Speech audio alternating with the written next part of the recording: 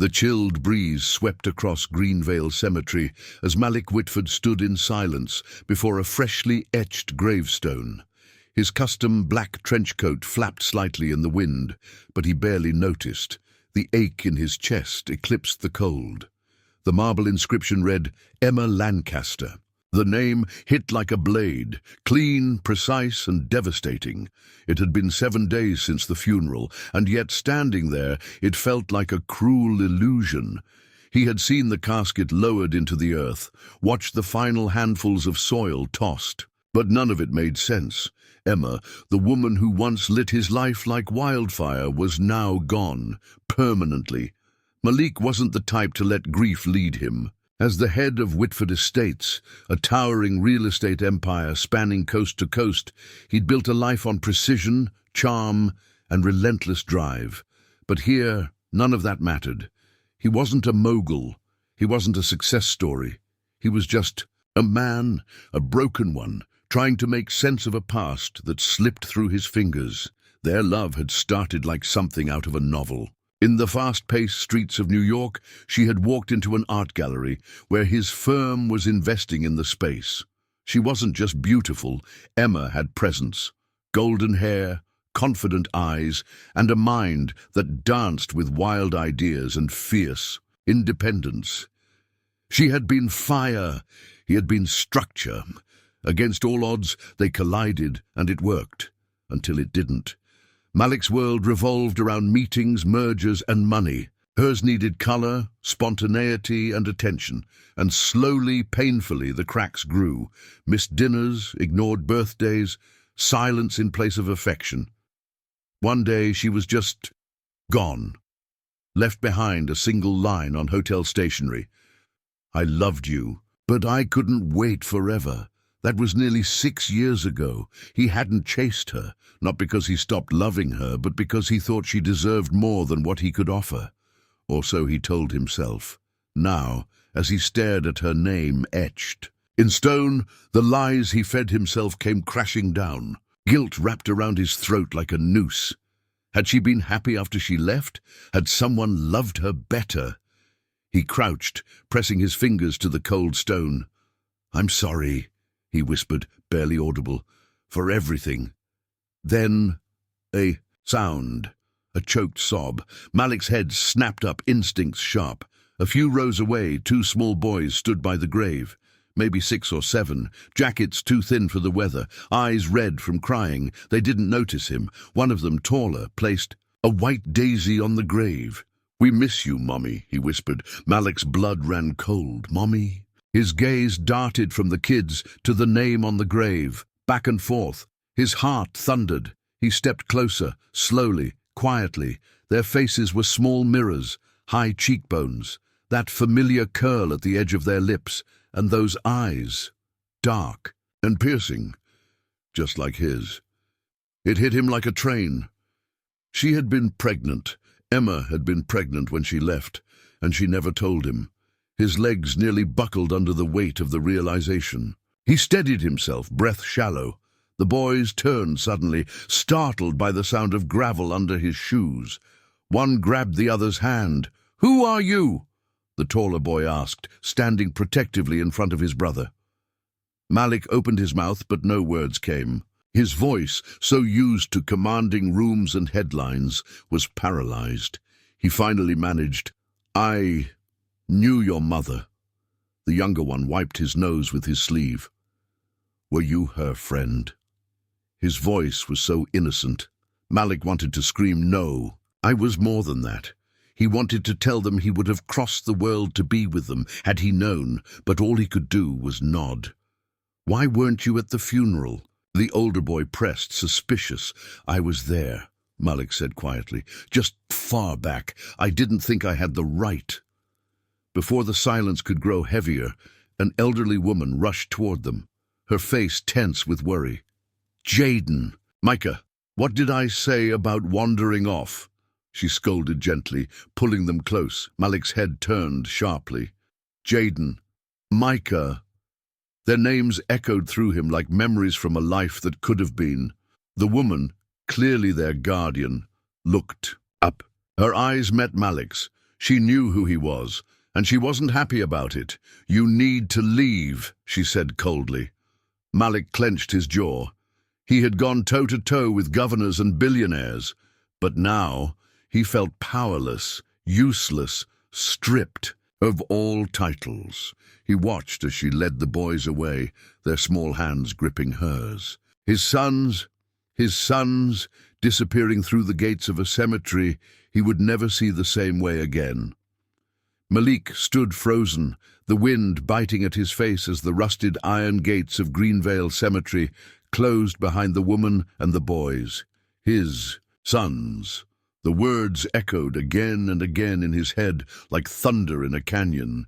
Jaden and Micah, his sons, and he hadn't even known they existed.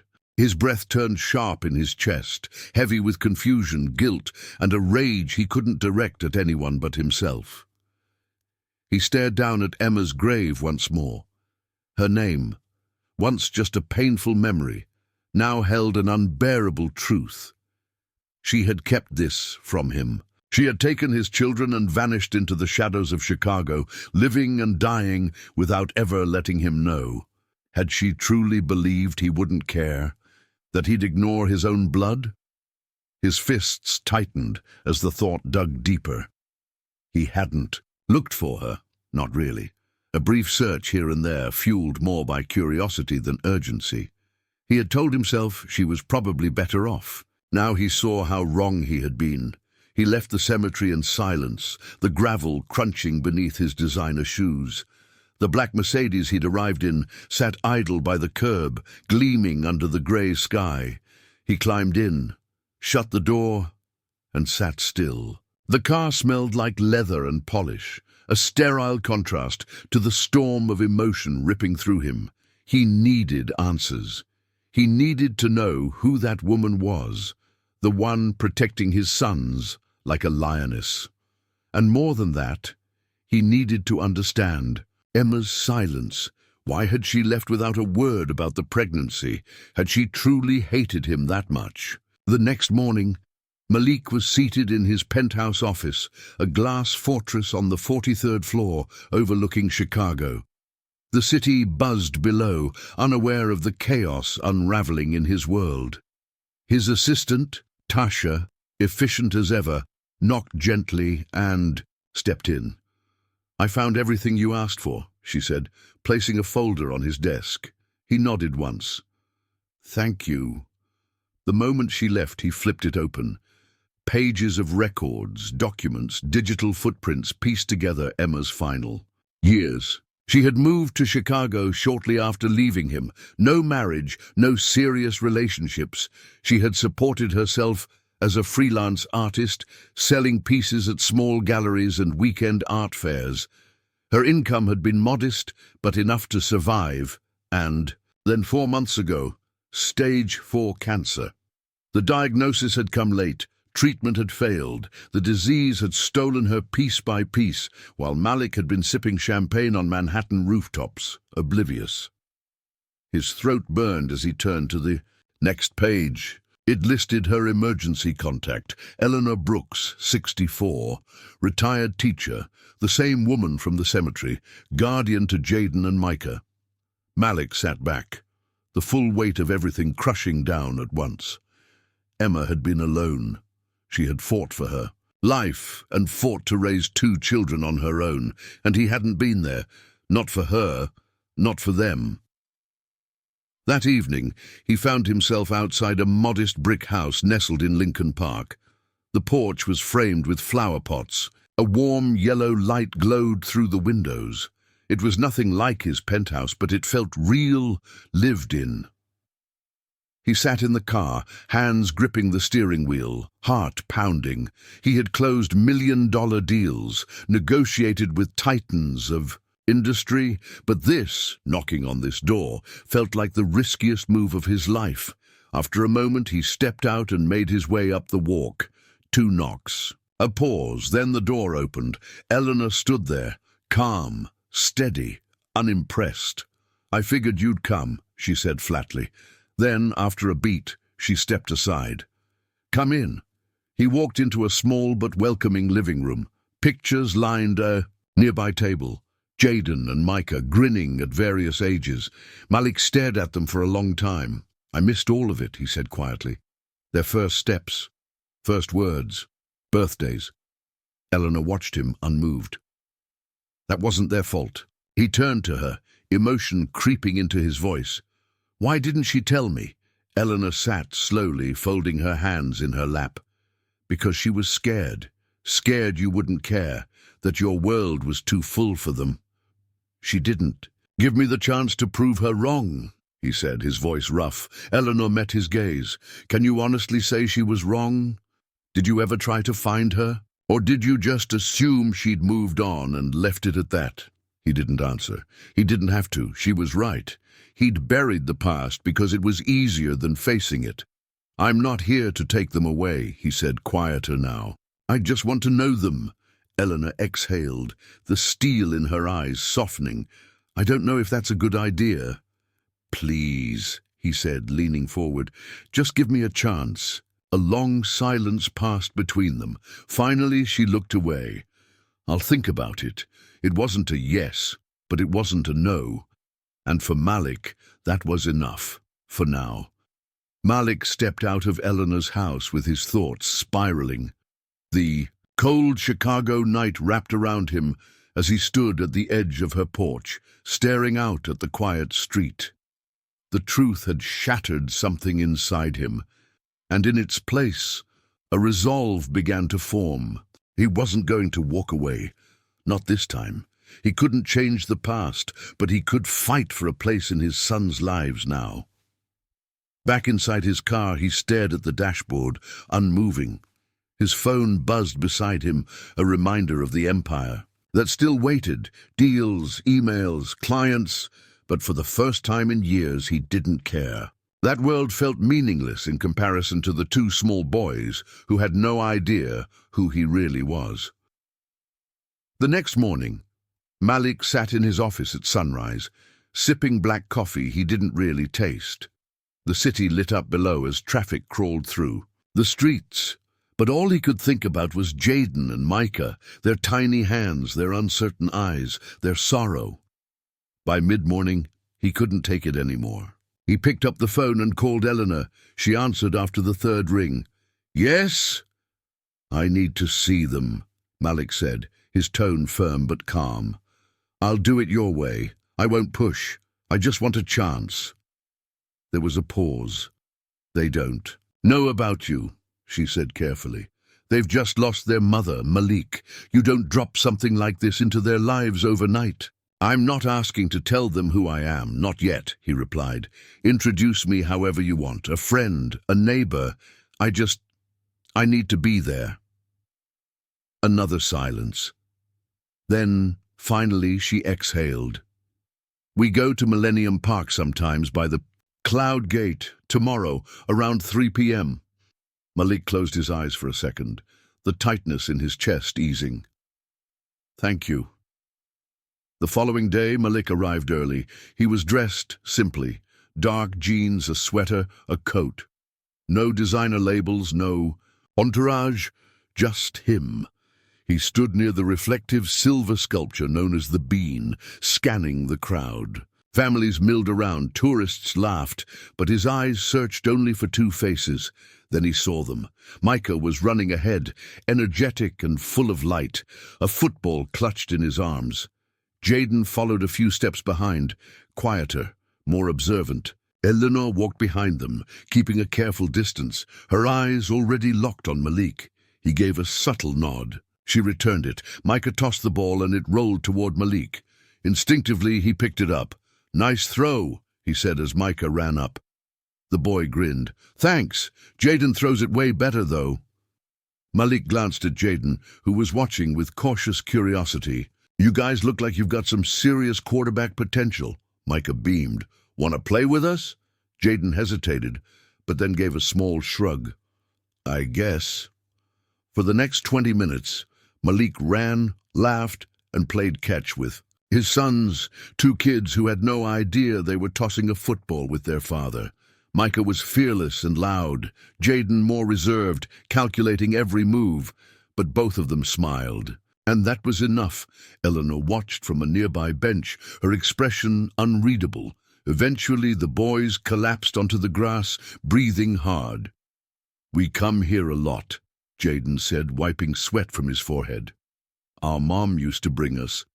Malik's heart ached. "She had great taste," he said gently. Micah looked up. "Are you friends with Grandma?" Malik hesitated, glanced at Eleanor, then back at them. "Something like that," he said. "I knew your mom a long time ago." Jaden stared at him, his eyes narrowing. "Really?" Malik nodded. "She was extraordinary." A silence hung in the air. Then Jaden whispered, "I miss her." Malik wanted so badly to wrap them both in his arms and tell them he understood, that he missed her too, that they were part of him, but it wasn't time. Not yet. "She loved you both more than anything," he said instead. Micah picked at the grass beside him. "She used to tell us stories every night, made them up. Sometimes with pirates, sometimes aliens. She sounds like she was a great storyteller." "She was," Jaden said quietly. Eleanor finally stood. "Time to go, boys." Micah groaned but stood up. He turned to Malik. "Are you coming next time?" Malik looked at Eleanor, silently pleading. She held his gaze for a long moment before giving a small nod. "We'll see," she said. It wasn't a promise, but it was something. And right now, something was more than Malik ever thought he'd have. Malik couldn't sleep that night. The image of Jaden and Micah laughing in the park replayed in his mind like a loop he couldn't stop. Their voices, their movements, the way Micah had called after him, the way Jaden studied him, like trying to solve a puzzle. He had spent years thinking he had everything, wealth, power, prestige, but now he realized how hollow all of it was. Nothing in his empire could compare to the sound of his son's laughter. The next morning, Malik stood in front of his mirror, shirtless, staring at his reflection. Everything about his life had been curated. His appearance, his wardrobe, his public image. Yet none of that mattered when he didn't even know what. His sons liked for breakfast. Did they prefer waffles or pancakes? Were they afraid of thunder? Did they stay up too late reading under the covers? His thoughts were broken by the quiet buzz of his phone. Without hesitation, he called Eleanor. She answered slowly, like she had expected the call. "Malik, I need to see them again," he said, his voice steady. "I don't care how. I just need something." There was a pause. "They still don't know who you are." "I know. I'm not asking for that. I just want to be there." Her voice softened, but only a little. "They have soccer practice on Saturday morning. Washington Park. You can come, just watch." It was all he needed. Saturday came with blue skies and a cool breeze. Malik arrived early, dressed down in a bomber jacket and sneakers. Still sleek, but toned down from the suits the world knew him. From a distance he spotted them instantly. Matching jerseys, bursts of energy. Jaden was focused, precise, commanding the ball like a miniature general. Micah was wild and full of joy, sprinting across the field like he was born to run. Eleanor sat on the sidelines with a thermos, her eyes locked on them like a mother hawk. Malik approached quietly. She didn't look at him, but motioned toward the spot beside her. "They're pretty good," he said, watching as Micah kicked the ball with fierce determination. "They love it," Eleanor replied, eyes forward. "Emma used to bring them here every week." A wave of emotion rolled over him. "I should have been here." She finally glanced at him. "You didn't know." "But I should have," he muttered. "If I had just—" "Regret won't fix what's done," she said, cutting him off gently. "What matters is what you do now." He nodded. He didn't argue. He couldn't. The game ended, and kids sprinted off the field in waves. Malik stood back as the boys approached the bench. Micah spotted him first. "Hey, you came," he said. Running up with flushed cheeks, Malik crouched. "Of course, you were amazing out there." Jaden came up slower, as always, quiet, alert. "Did you ever play soccer?" he asked cautiously. Malik shook his head. "Nope. I wish I had. You both make it look easy." Micah grinned. Mom used to play with us at home. She was fast. A flash of sadness hit Malik like a slap. She must have been great. She was, Jaden said, and for the first time, there was a hint of pride in his voice. Eleanor cleared her throat. We're heading to lunch. Micah turned to her quickly.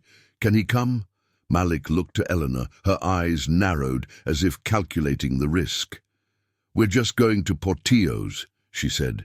If you want to come, I won't stop you. He nodded once, grateful. I'd love to.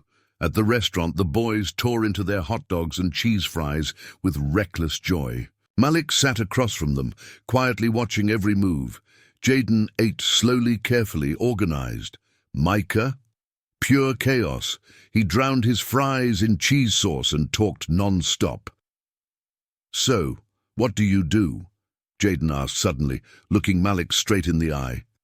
Malik blinked. I run a company. Like a boss? Micah asked, eyes wide. Malik chuckled. Yeah, something like that. Jaden tilted his head. Then why are you hanging out with us? It wasn't an accusation, just a question, but it cut deep. He glanced at Eleanor, who stayed silent, letting him answer. Because I think you're both amazing kids, he said honestly, and I'd really like to know you better. Jaden held his gaze for a few seconds before giving a small nod, as if that answer would do, for now. When the food was nearly gone, Micah reached across the table, lifting his chocolate shake toward Malik. Cheers, he grinned. Malik hesitated for a second, then clinked his drink against Micah's. Jaden rolled his eyes, but joined in. It was simple. It was small. But to Malik, it felt like the beginning of something real. Malik couldn't shake the smile from his face on the drive home. The city lights reflected off the windshield, but he barely noticed. His thoughts were still with Jaden and Micah. The way Micah had reached out with that milkshake, how Jaden had locked eyes with him, and for the first time didn't look away like he was a stranger. Something was shifting, slowly, carefully, but it was real. For the first time in years, Malik felt lighter. The weight of loneliness that had followed him through every boardroom, every penthouse suite, had started to lift. And it wasn't because of a deal or a dollar sign. It was because two boys had unknowingly cracked something open inside him. Still, he knew this was fragile ground. Jaden wasn't easily convinced. That much was clear. Liam's heart was open. Jaden's was guarded, and for good reason. Malik had missed everything. Every scraped knee, every whispered secret, every moment that had built their lives.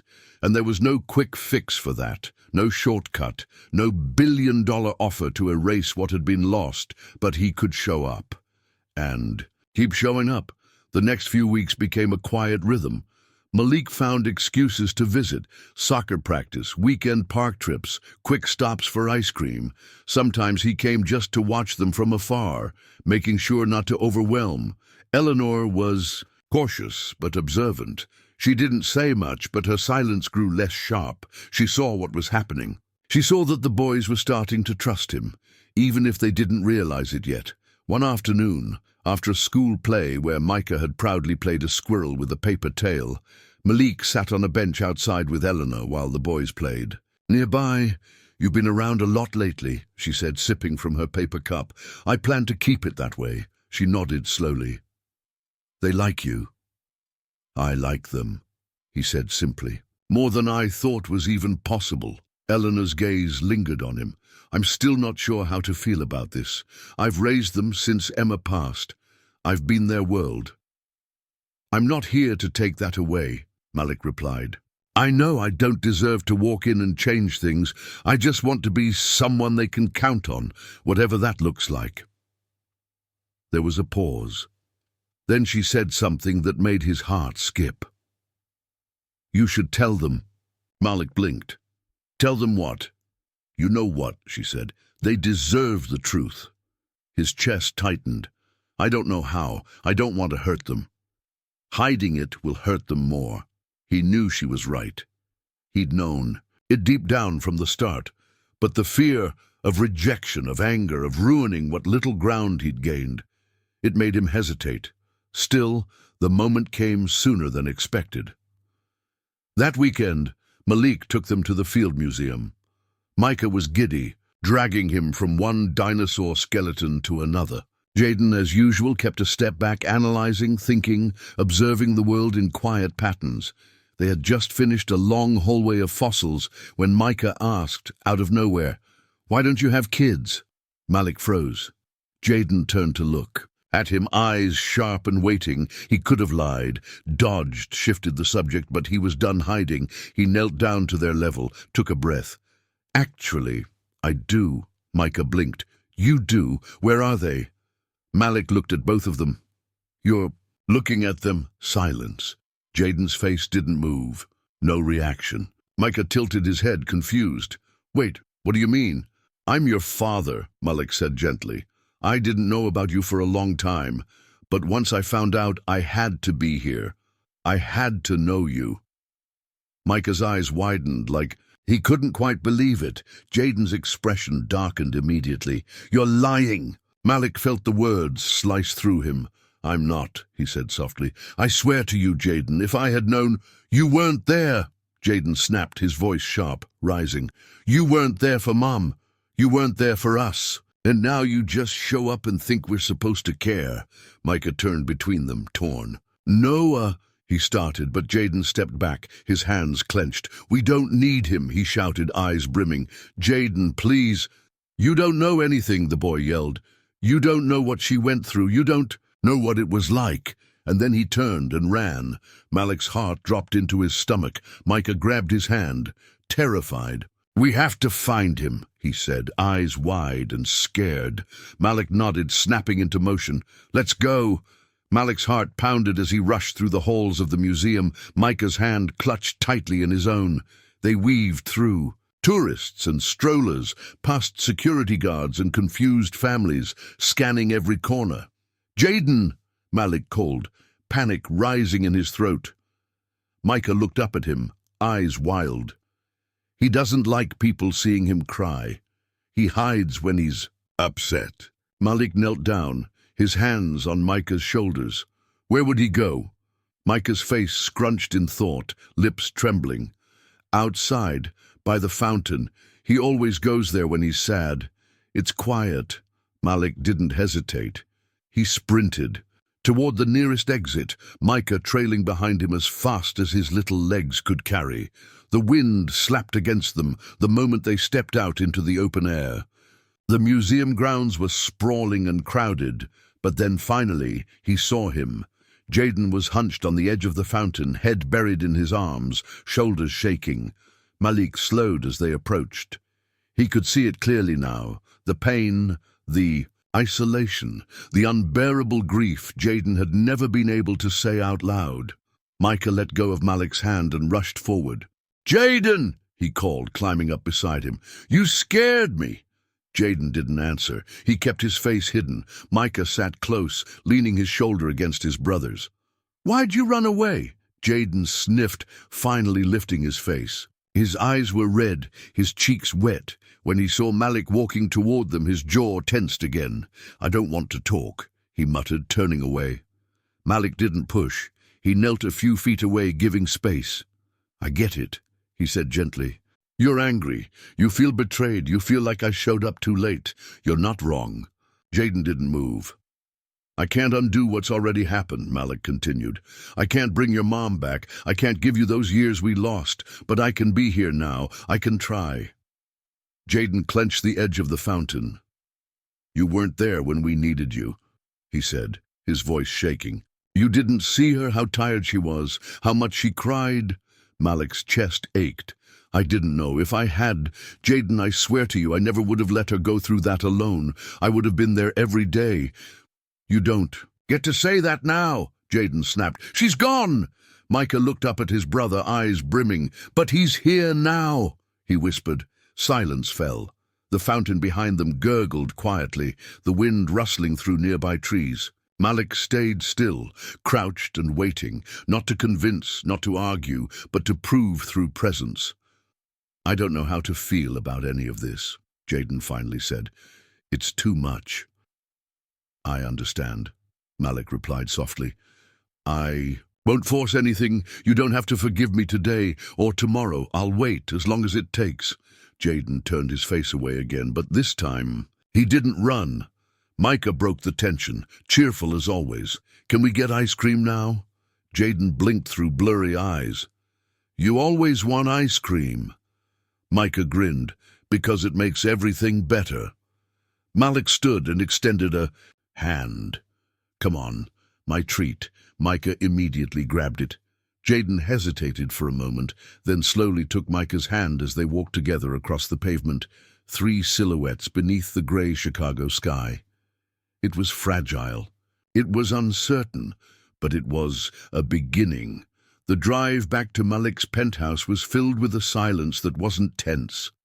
It was something else. Heavy, uncertain, but no longer hostile.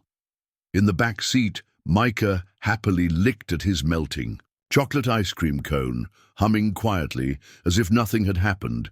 Jaden, however, sat stiffly beside him, his cone untouched, staring out the window. Malik kept glancing at him through the rearview mirror. He didn't expect warmth, not yet, but he hoped that just maybe today had changed something, even if only a little. The elevator ride up to the top floor was quiet. When the doors slid open to reveal the sleek, open space of Malik's penthouse, Micah gasped. "Whoa," he said, stepping in with wide eyes. "This place is huge." The floor-to-ceiling windows revealed the entire Chicago skyline, and the modern design glowed under soft, ambient lighting. Every piece of furniture looked like it had come straight out of a magazine. But it wasn't the glamour that stunned Micah. It was the sheer unfamiliarity of it. Jaden lingered by the elevator, arms crossed. "It's big," he muttered, barely above a whisper. Malik turned to him slowly. "If it doesn't feel like home, we can change it. You can decorate your rooms however you want. This place is yours as much as it is mine." Jaden didn't answer. He didn't move either. Micah, meanwhile, had already collapsed onto the enormous leather couch. "This is way comfier than the couch at Grandma's," he said, flopping around like he was testing a trampoline. Jaden gave him a sideways look. "Don't say that." Malik caught the shift immediately. It wasn't about the couch. It was guilt. Jaden didn't want to enjoy any of this. To him, it felt like betrayal, like loving anything here meant dishonoring the memory of his mother. Malik didn't push. Instead, he sat in a nearby armchair and gave them space. "How about dinner?" he asked after a while. "You guys can pick whatever you want." "Pizza," Micah said without hesitation, throwing his hands in the air. "Always pizza," Malik smiled. "Pizza it is." He turned to Jaden, waiting. But the boy just shrugged. That shrug meant more to Malik than words could. It wasn't resistance, it wasn't rejection. It was something in between, a small cautious maybe. When the food arrived, they sat around the living room with paper, plates. Malik made small talk, careful not to overwhelm. Micah had no filter. He bounced from one topic to the next, asking about Malik's car, his building, whether they could get a dog, what kind of snacks rich people kept in their pantry. Jaden mostly stayed quiet, but he listened. He was always listening. "So you're really rich, huh?" Micah said between bites, cheese stretching from his mouth to the slice in his hand. Malik chuckled. "I guess you could say that." "How rich?" Micah pressed, eyes wide. "Like buy a zoo rich or just big TV rich?" Malik laughed again. "Let's just say enough to make sure you two never have to worry about anything again." Micah's eyes lit up. "Cool. Do you have a pool?" Malik nodded. "Rooftop. Heated." Micah's jaw dropped. "Can we see it?" He turned to Jaden, silently asking permission without saying it outright. Jaden didn't object. He didn't say anything, but he stood up. That was enough. They took the elevator to the rooftop, where the city lights sparkled against the night sky. The pool shimmered under soft spotlights, steam rising gently from the warm water. Micah ran to the edge. "This is awesome." Malik smiled, but his eyes were on Jayden, who stood a few feet behind, his arms crossed, unreadable. "You don't have to like me," Malik said quietly. "And you don't have to trust me. Not yet. But I just want you to know, I'm trying." Jayden stared at the water, silent for a long moment. "It's not that simple," he muttered. "She never said anything about you. And now you're here, acting like you're part of the story." Malik nodded slowly. "I know. And I'm not asking for everything all at once. I just want the chance to earn it." Jayden looked at him then. Really looked. And though he didn't say anything, he didn't turn away either. That was progress. And for Malik, it was enough. The following days unfolded slowly, cautiously, like walking barefoot over broken glass.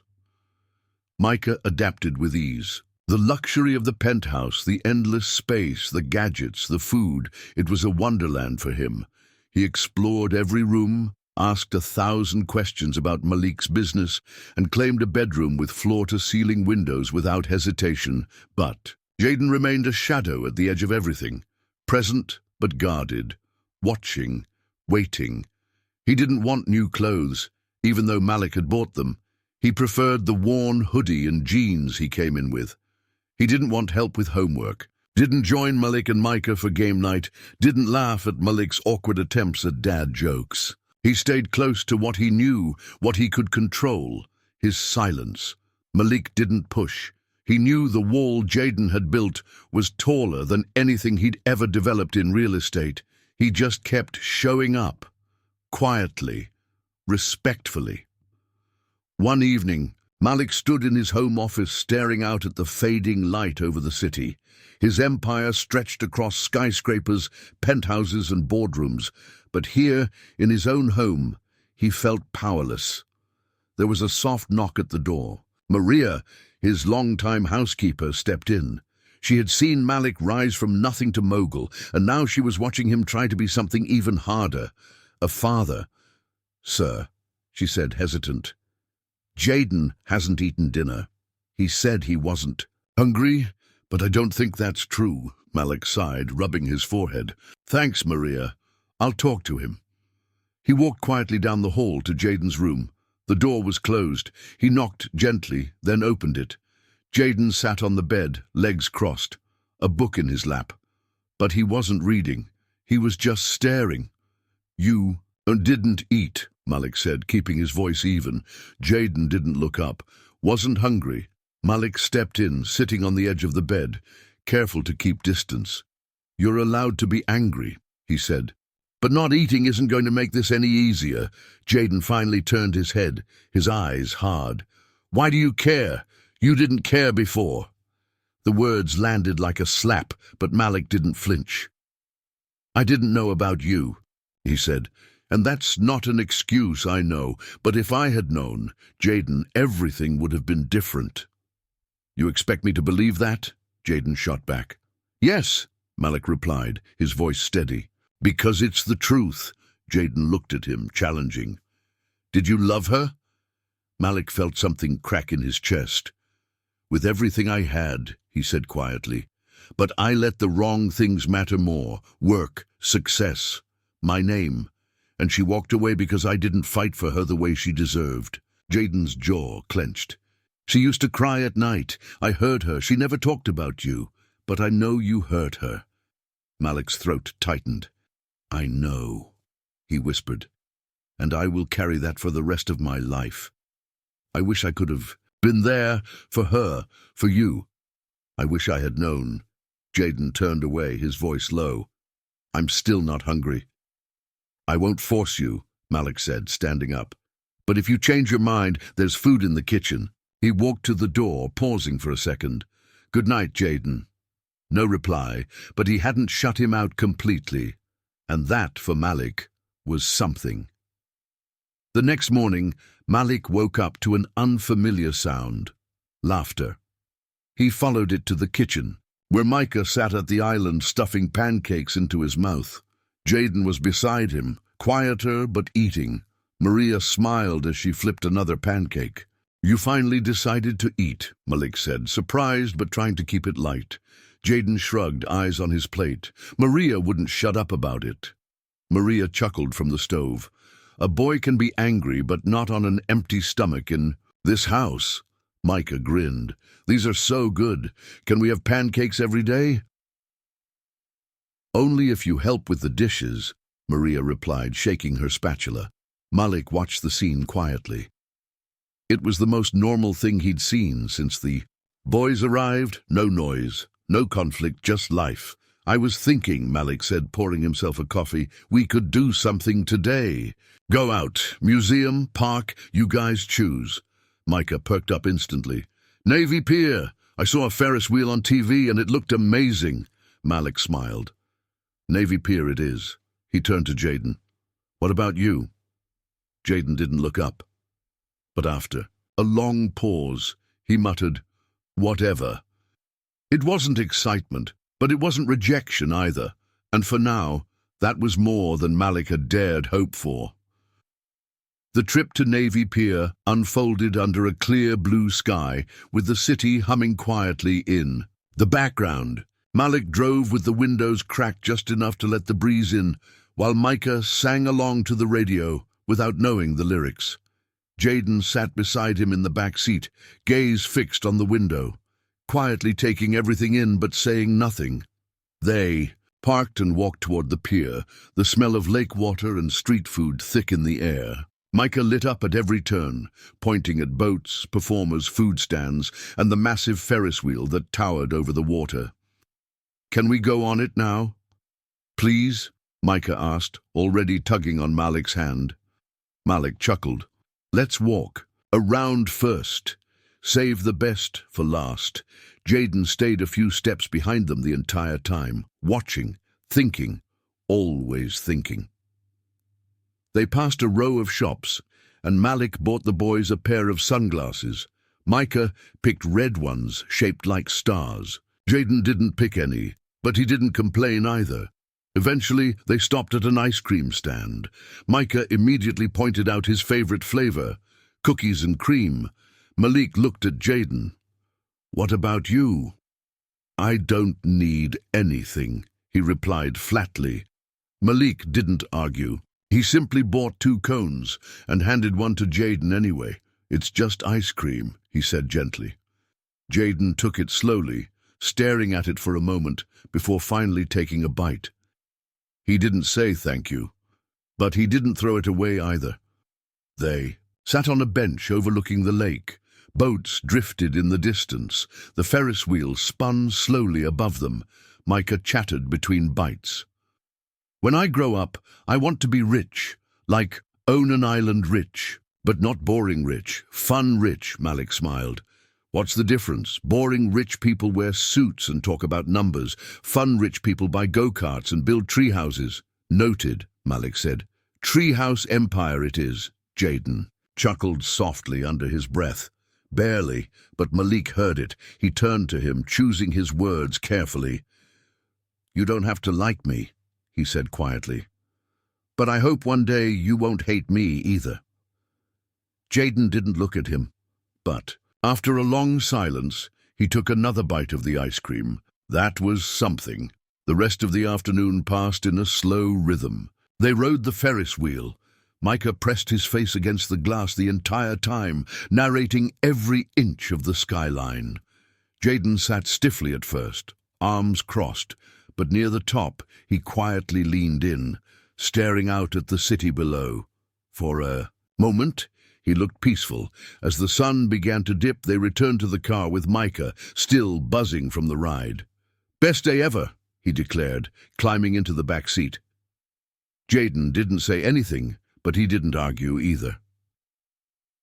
Later that evening, back at the penthouse, Malik found himself watching the 2 boys play on the living room floor. Micah had discovered an old chessboard and convinced Jaden to teach him. I don't get this, Micah said, frowning at the pawns. Why can't they just all move like queens?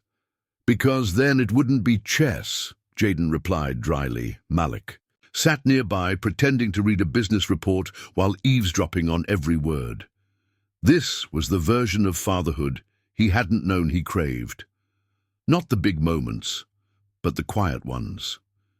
The ones where they weren't talking about pain or guilt or the past, just being. Micah eventually gave up on chess and wandered off in search of snacks. Jaden stayed behind, absently arranging the pieces. Malik cleared his throat. "I used to play chess with my grandfather," he said. "He taught me how to think 3 steps ahead, said it wasn't just a game, it was training for life." Jaden looked up, skeptical. "Did it work?" Malik smiled. "Not always. I was great at predicting board moves, terrible at predicting people." Jaden studied him for a second, then turned his eyes back to the board. That night, as Malik turned off the lights and checked on the boys, he found Micah already passed out, half wrapped in a blanket, limbs everywhere.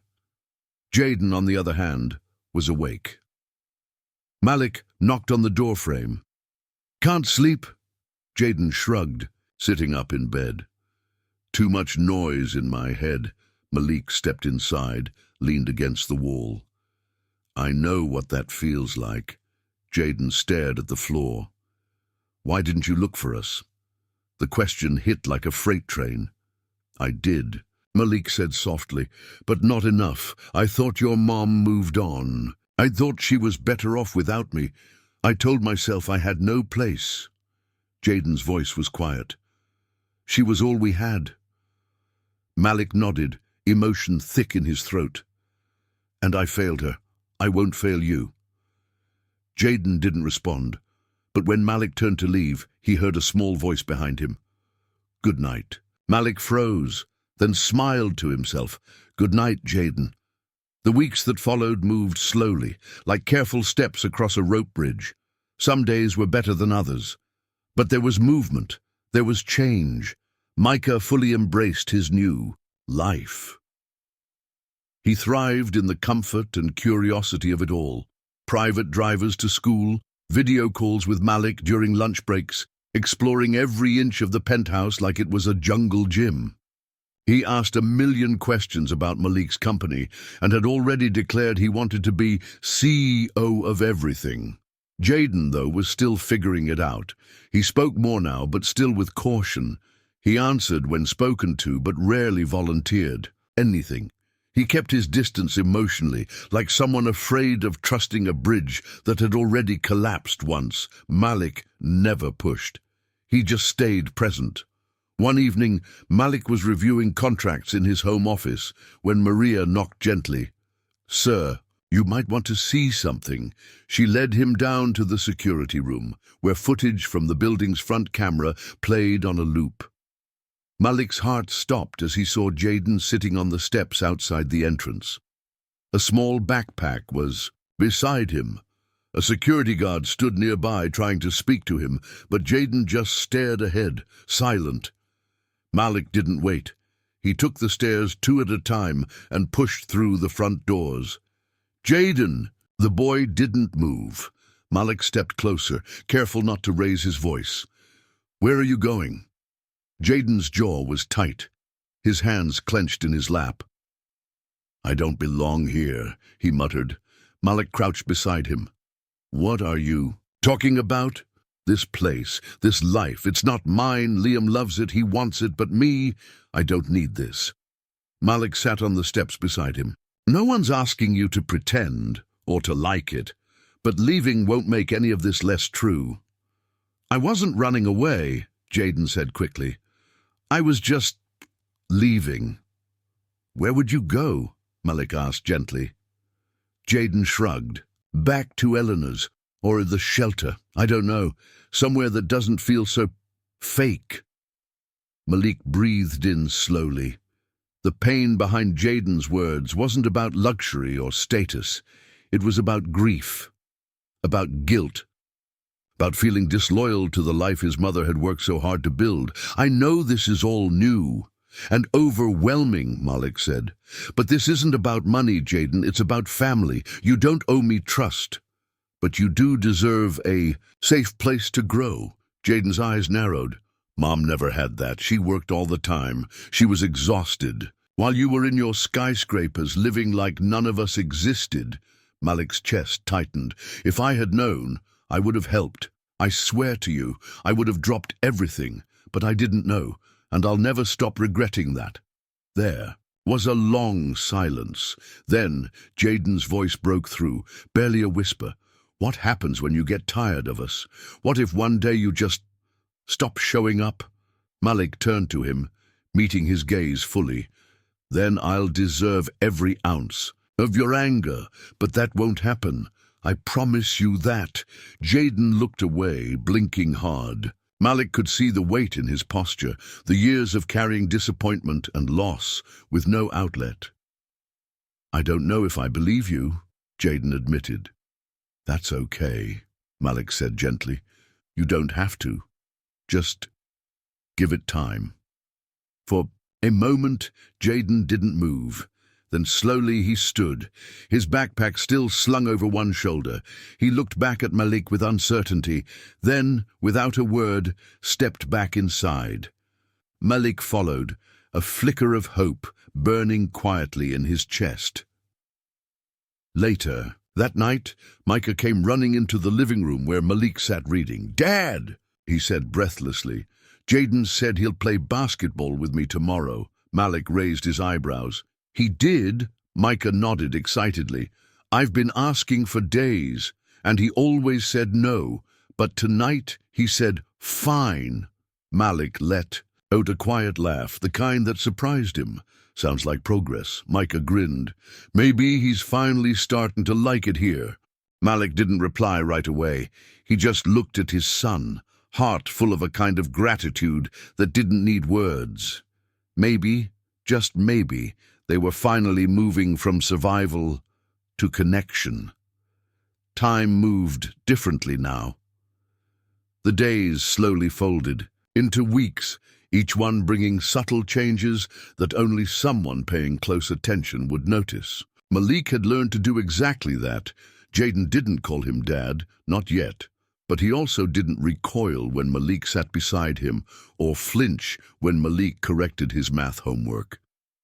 He listened, he watched, and every once in a while, he even smiled. Micah, on the other hand, had fully merged into this new life. He thrived on the attention, the structure, the curiosity of it all. He asked Malik about the business world constantly. Do CEOs get snacks during meetings? Have you ever fired someone for lying? Can I be CEO of toys? Malik always answered with the same patience he used in boardrooms. Only this time, he meant every word. One night, Malik decided to do something different. No grandeur, no penthouse dinner, just something normal. He took the boys to a small diner in downtown Chicago, a quiet spot with cracked leather booths and a jukebox in the corner. It wasn't a five-star restaurant, but that was the point. They sat near the window. Micah immediately grabbed a menu and declared he wanted pancakes for dinner. "You eat pancakes at any time of the day?" Malik asked, amused. "Breakfast is a mindset," Micah replied, dead serious. Jaden gave a small eye roll, but his lips curled slightly. Malik caught it. The waitress, a woman in her 50s with a kind smile and a notepad tucked behind her ear, walked over. "What can I get you boys tonight?" Micah ordered like he was royalty. Jaden hesitated but eventually ordered a burger and fries. When it was Malik's turn, he spoke softly, and the woman paused. "You sound familiar," she said, narrowing her eyes. "Wait a minute, aren't you Malik Whitford?" He nodded carefully. "I thought so," she said. "You were in the papers, the twins, their mother." "I'm sorry for your loss." Malik's throat tightened. "Thank you." The woman softened. "She used to come in here, you know, few years ago. Always had those two with her. She was kind, quiet, but you could see how much she loved them." Micah turned to Jaden, eyes bright. "You remember this place?" Jaden nodded. "Yeah. Mom. Like the milkshakes." Malik swallowed the lump forming in his throat. "I wish I had known. I wish I had been here for that." Jaden didn't respond, just stirred his drink with a straw. Micah, in his usual way, lit a match in the quiet. "Let's order a milkshake for her," he said. Vanilla, her favorite. Jayden hesitated, then nodded. When the waitress returned, they ordered one extra shake. When it arrived, Malik took the first sip, then passed it to Micah. He drank, passed it to Jayden. He took a small sip, then slid it back to Malik. "To Mom," Micah said, raising his glass of water. Jayden echoed softly, "To Mom." Malik nodded, his voice thick. "To Emma." The drive home was quieter than the way there, comfortable, reflective. As they stepped out of the car and headed inside, Jayden lingered near the door. Malik turned, waiting, not sure if he was going to say something or just slip away. Then Jayden spoke, barely louder than a whisper. "Thanks." Malik looked at him. It wasn't about the food. It wasn't about the diner. It was something deeper. A thread pulled loose from the knot between them. "Any time," Malik replied. He meant it. The days began to fall into rhythm, gentle, imperfect, but real. Jayden still didn't say much. He wasn't affectionate. He didn't run up and hug Malik, like Micah did. But the walls around him were no longer made of steel. They were softer now, maybe even made of wood, still rigid, but something Malik felt he could eventually carve through. Micah, of course, had no such walls. He had filled the penthouse with life, late-night questions, spontaneous dance battles, half-eaten snacks left on the couch. He didn't just accept Malik, he pulled him in, as if trying to make up for all the time they had missed. Malik made sure to show up for everything. Soccer games, school recitals, weekend breakfast. Even if he had to reschedule meetings or shift business calls to midnight, he did it. Because this, being there for them, was the one deal he couldn't afford to lose. One quiet afternoon, while the boys were at school, Malik sat across from Eleanor in a quiet coffee shop near her home. It was the first time they'd spoken alone in weeks. She stirred her tea slowly, eyes scanning the street through the window. "They like you," she said finally. Malik nodded. "I like them too. A lot more than I even knew I could." Eleanor gave a long sigh. "I'm still trying to understand how I feel about all of this. I raised them. I was there for every fall, every nightmare, every fever at 2 a.m. Malik leaned forward, "And I'll never try to take that from you." Her eyes met his, cautious but no longer cold. "I don't want to replace you," he added. "I just want to be someone they can count on, someone permanent." Eleanor hesitated, then took a breath. "Then you should tell them, really tell them." Malik froze. "You mean about everything? You've earned more of their trust, especially Jayden's, but they still don't know the full truth. They deserve it." He looked down, fingers tightening around his coffee cup. "I'm afraid it'll break what little we've built." "Hiding it might break it worse," she said gently. He knew she was right. The moment came sooner than expected. That weekend, Malik took them to the Field Museum again, this time with no tension in the air. Micah pulled him through exhibit after exhibit, while Jayden walked slowly beside them, arms crossed but not withdrawn. They had just finished staring up at a towering dinosaur skeleton when Micah turned and asked, "So, do you have kids?" Malik paused. He looked at them, really looked, and knew it was time. "I do," he said quietly. Micah's eyes lit up. "You do? Who are they?" Malik crouched slightly, his voice low, his chest tight. "You're looking at them." The silence that followed was absolute. Micah blinked, confused. "Wait, us?" Malik nodded. "Yes, I'm your father." Jayden's expression didn't change at first, but Malik saw the shift, the tension rising in his shoulders, the spark of betrayal flaring behind his eyes. "You're lying," Jayden said, sharp and immediate. "I'm not," Malik said calmly. "I didn't know if I had—" "You weren't there," Jayden snapped, louder now. "You weren't there for her, or for us. You don't get to walk in and act like we're some big surprise." Jaden, Micah started, his voice shaky. We don't need him, Jaden shouted. People turned to look. Malik felt his heart shatter in his chest. Jaden, please. You didn't see what she went through, Jaden's voice cracked. You didn't see her cry at night? You didn't see her sick? I did. He turned and bolted. Micah reached for Malik's hand, panicked. We have to find him. Malik's hands were already moving, gripping Micah's tightly as they ran toward the exit. His mind raced, but his focus stayed sharp. This wasn't the end of something, it was the beginning of the hardest part. Malik ran through the museum's grand hall with Micah at his side, their footsteps echoing off the marble floor. Tourists blurred past them, faces unrecognizable, irrelevant. Only one thing mattered now. Jaden, his son, his angry, hurting, brilliant son, who had just found out the truth in the most painful way possible. Think, Malik said, crouching to Micah's level as they paused near the front entrance. When he's upset, where does he go? Micah's brow furrowed. Someplace quiet. He doesn't like people seeing him cry. Maybe the garden, the fountain? Malik nodded once. Let's go. They pushed through the exit into the cool afternoon air. The breeze hit Malik's face, sharp and real, but he didn't stop. His eyes scanned the museum grounds, and then, just beyond the trees near the fountain, he saw him. Jaden sat hunched at the stone edge, his back turned, head low, arms wrapped tight around himself. The world moved around him, but he was still, isolated. Micah let go of Malik's hand and ran ahead. Jaden! The boy flinched but didn't move. Micah climbed up beside him and sat close, shoulder to shoulder. You scared me. Jaden didn't answer. Why'd you run? Micah asked, nudging his brother's arm gently. Jaden wiped his face, still turned away. Because everything's different now.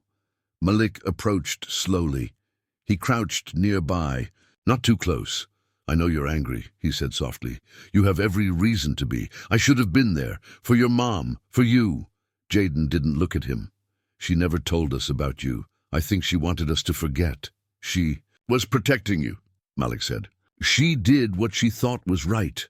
I don't blame her, but I blame myself for not trying harder, for giving up too easily when I should have fought to find her. Jaden's voice cracked. You can't just show up and fix it. She's gone. I know, Malik said, emotion flooding his chest, and I'll carry that loss with me forever. But I'm here now, not just for a moment, not until it gets hard. I'm here because I love you, both of you, and I'm not going anywhere. Jaden's hands gripped the edge of the fountain, knuckles white. Micah leaned into him gently. I believe him. Jaden's voice was low. I want to, but I don't know how. You don't have to know today, Malik replied. You just have to let me keep trying. The silence that followed wasn't empty. It was heavy with emotion, but no longer brittle. It was something closer to understanding. After a long moment, Jaden finally looked up. His eyes were red, but his voice steadier. I'm tired, he whispered. Malik stood and held out a hand. Let's go home. Jaden didn't move right away. Then slowly, hesitantly, he took Micah's hand. Together they stood. It wasn't a full embrace. It wasn't forgiveness. But it was a start. Back at the penthouse, the elevator opened into the living room. Malik let the boys go ahead, watching them disappear into the space that, little by little, was becoming theirs too. That night, while Micah dozed off on the couch mid-cartoon, Malik found Jaden standing by the window, looking out over the skyline. He walked over and stood beside him, silent for a moment. I used to think this view meant I'd made it, Malik said. Now I look at it and realize it doesn't mean anything if I'm standing here alone. Jaden didn't say anything, but he didn't walk away either. After a while, he glanced at Malik. I still don't know what to call you. You don't have to call me anything, Malik said, turning to face him. Just being here with you is more than I ever thought I'd have. Another pause. Then Jaden said quietly, she would have liked that. Malik nodded, his throat tight. She would have been proud of you. Jaden looked at him again, really looked. I think she'd be proud of you too. It wasn't loud, it wasn't dramatic. But in that moment, it was everything. They stood there side by side, watching the lights of the city flicker below. A family that had been broken by silence, now slowly being pieced back together by truth.